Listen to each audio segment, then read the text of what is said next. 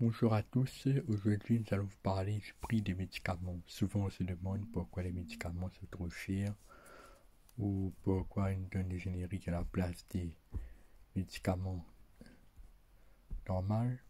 Voilà, on va répondre un peu à tout ça, on va répondre aussi au prix des médicaments. Tout d'abord, le prix des médicaments est fixé par le Comité économique des produits de santé. Le CEPS fixe le prix des médicaments. C'est le Comité économique des produits de santé qui fixe le prix des médicaments. C'est un organisme placé sous l'autorité du ministère de la Santé. Le Comité économique des produits de santé est un organisme placé sous l'autorité du ministère de la Santé et c'est lui qui fixe le prix des médicaments. Le prix des médicaments est basé en fonction des deux critères. Il y a tout d'abord le premier critère, c'est l'ASMR, l'amélioration du service médical rendu. Ceci correspond au progrès thérapeutique apporté par un médicament par rapport aux autres traitements déjà disponibles.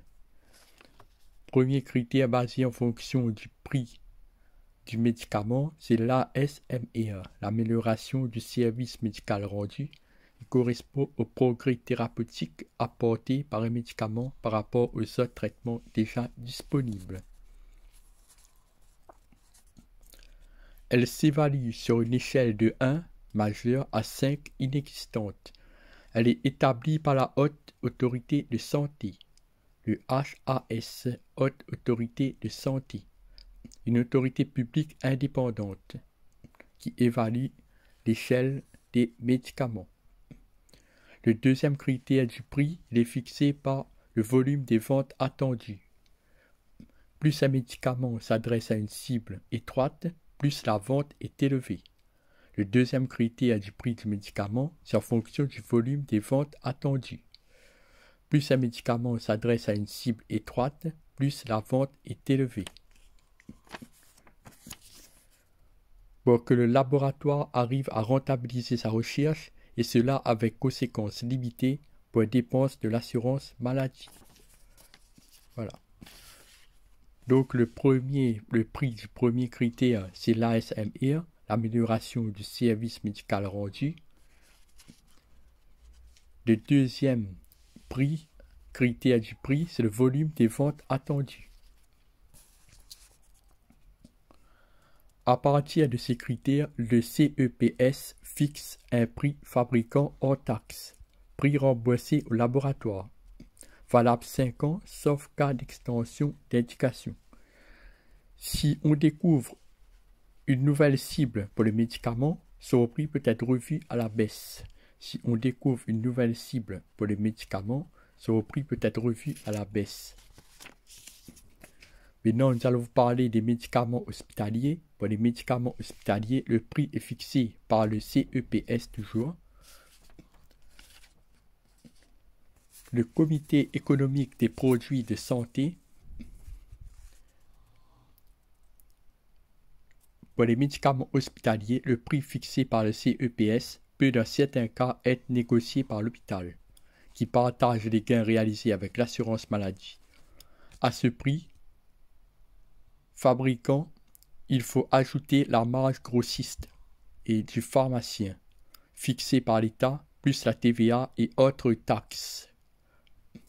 À ce prix fabricant, il faut ajouter la marge grossiste et des pharmaciens, fixée par l'État, plus la TVA et autres taxes. C'est pour ça que les produits de l'hôpital, les médicaments de l'hôpital sont souvent beaucoup chers.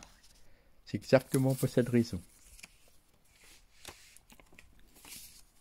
Parce qu'il y a beaucoup de personnes dedans qui génèrent des revenus en fonction de ces médicaments. Voilà pourquoi le prix est cher.